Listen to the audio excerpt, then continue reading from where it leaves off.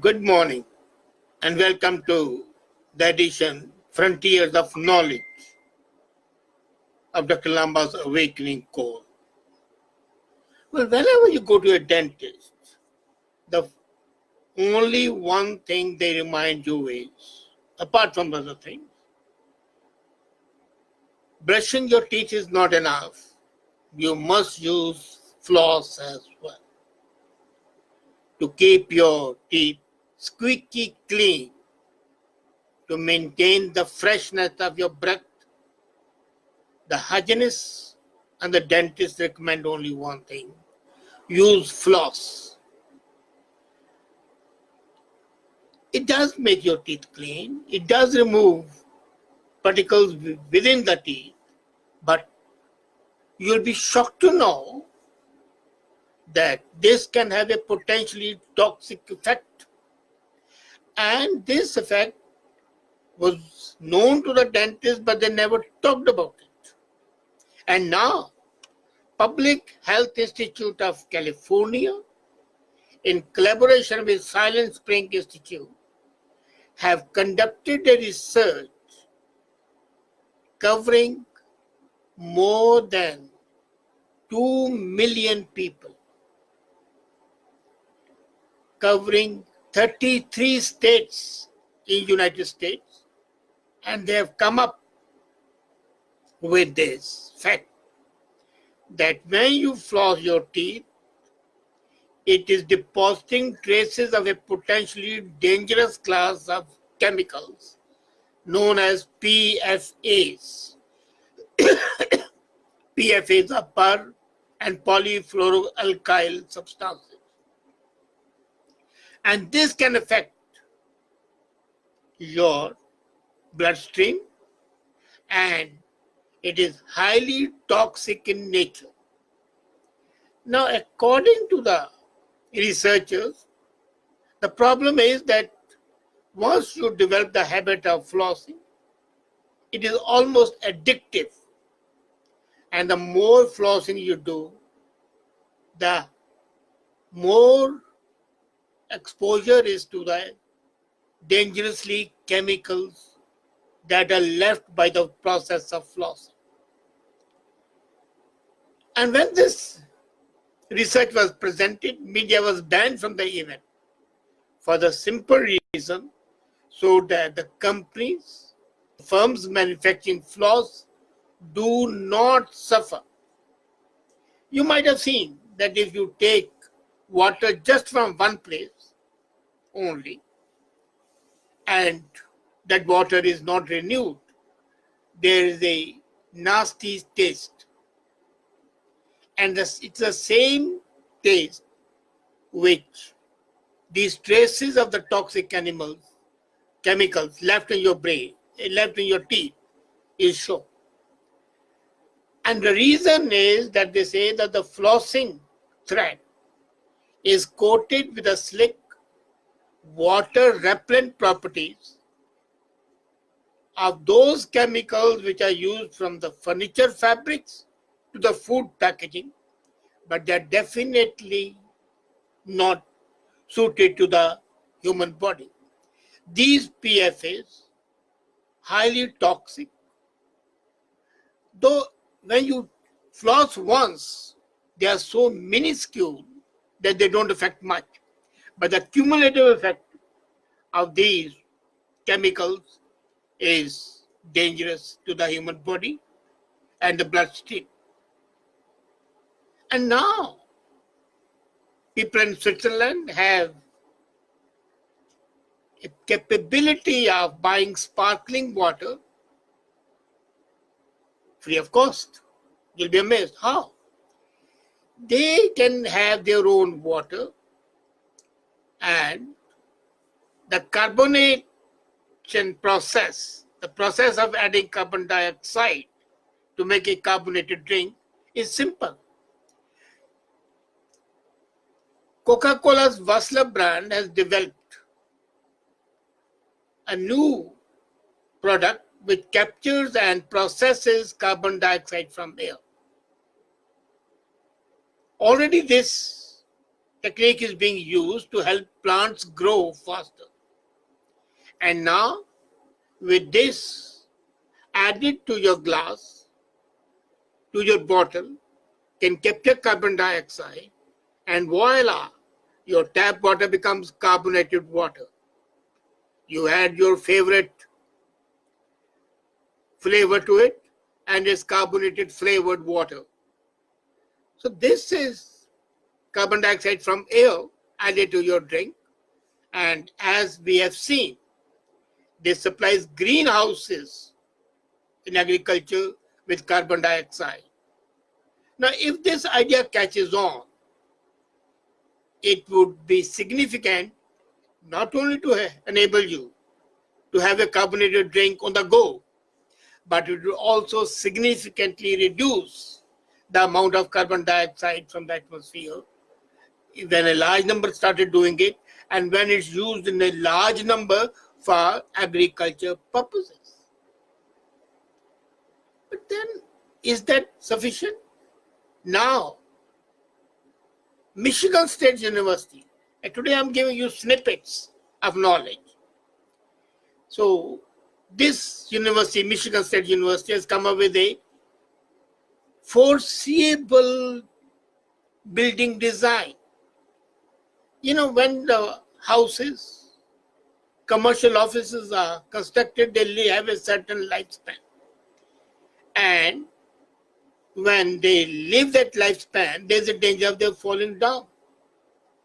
So they have to be demolished. Now with this new technique, new building design developed by Michigan State University, demolition would not be a concept put in practice. The concept of this new design is called demicology, which requires the designers to think of the building's complete life cycle. And the building would be so designed that the useful parts can be repurposed or recycled. So the whole building would be deconstructed, not demolished. Deconstruction is a positive thing, that the reusable parts are recycled, reused, and all that muck from demolition doesn't trouble you. However, this is an idea which is very expensive to begin with. That's what is being taught. Nevertheless, looking at the fact that it's going to reduce the dust pollution and the noise pollution, it can be extremely useful. But then don't we eat egg every day, every morning? And they are supposed to be the in thing. At one time, eggs were thought not a favored food. And now everybody is wanting eggs. But are you aware that every year 4 to 6 billion male chicken are sacrificed, are destroyed? Why? These chicken cannot lay eggs, and they also cannot be used for eating purposes. So there's a test conducted called SelectJet, which examines the sex of a chicken by extracting a tiny drop of blood from the egg to test the hormone. So the male chicks can be processed for other purposes before they crack. These new tests would enable the cheaper availability of the male chicks for the eating purposes and of the female chicks to be as layers. Come on, this is not enough. Let's have another snippet. Are you aware that robots are getting a crash course on body language? I was amused, The human beings are not aware of the utility, the benefit of understanding the body language. If the body language is so obtrusive, like when you are angry, your face is burning hot, there are frowns on your face, but the normal nuances of the body language, the twitching of the eyebrow, the derisive smile, the gestures of the hand, the lifting of the shoulders, or a small disdain in the eyes, these are often ignored. But they are extremely important to understand the real communication.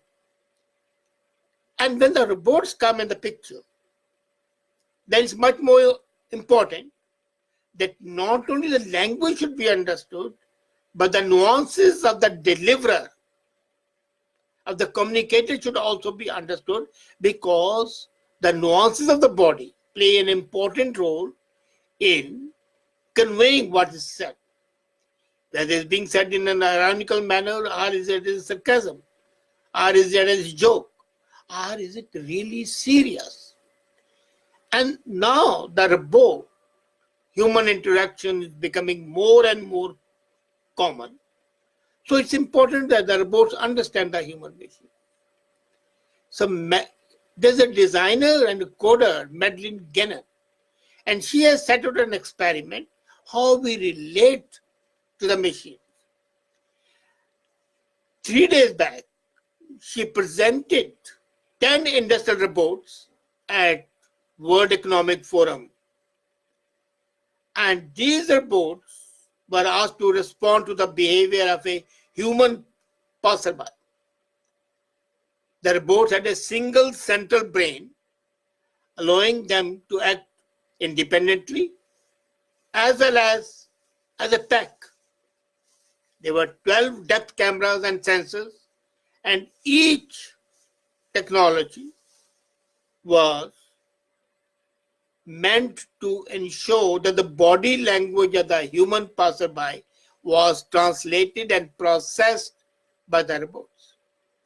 The robots signal their intentions to the humans via subtle body cues. And it was a great success.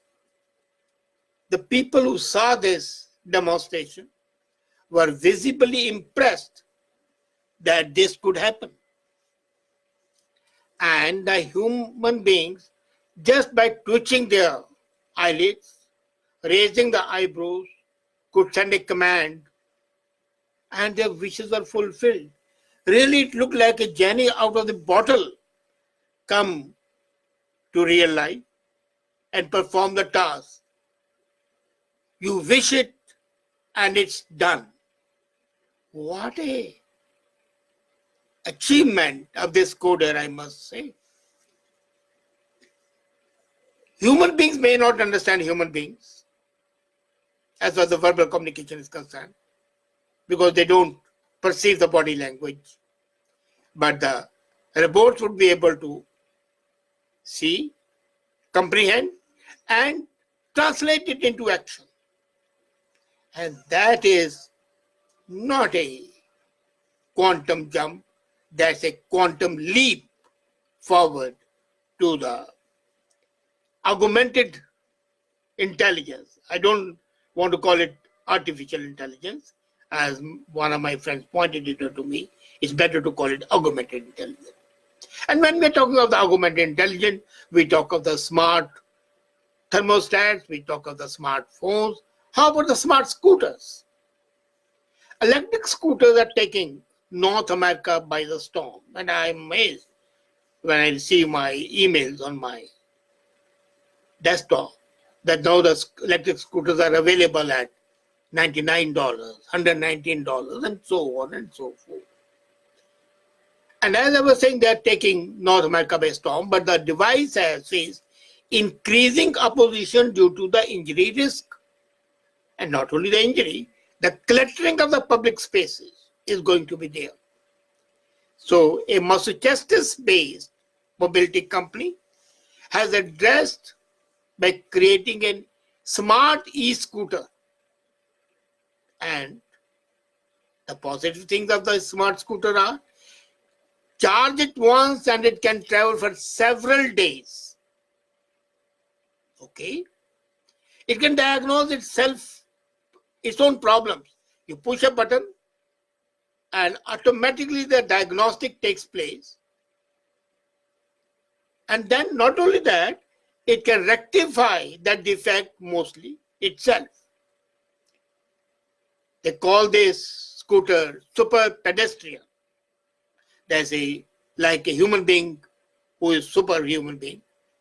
And they say that the scooter can last for 18 months, while the average scooter, electric scooter's lifespan is 3 months at present.